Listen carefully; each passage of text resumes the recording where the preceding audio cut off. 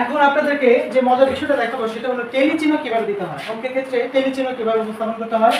যেমন ধরেন এখানে 4 রয়েছে, 4 এর টেলি চিহ্ন হলো 1 2 3 4।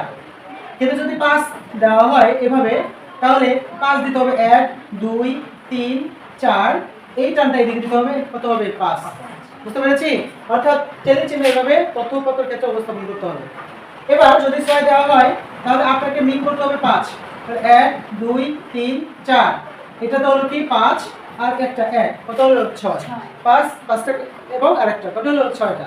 যদি আপনাকে বলা হয় 8 করেন, 8 টেলি চিহ্নে 8, তাহলে 1 2 3 4, এই একটা টান দিতে হবে 5 6 7 8। বুঝতে পেরেছি সবাই? এখন আরেকটা বিষয় খেয়াল করেন, যদি কেউ এরকম টেলি চিহ্নের ক্ষেত্রে এরকম এইভাবে দেয় তাহলে কিন্তু হবে না, এটা হবে না। আপনাকে দিতে হবে, এটা কিন্তু বাদ।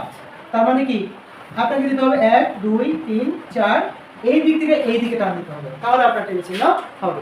তাহলে এখন যদি আপনাকে বলা হয় আপনি 10 10 টেলি চিহ্ন দেন, তাহলে 1 2 3 4 5, 1 2 3 4 5, 5 5 কত 10।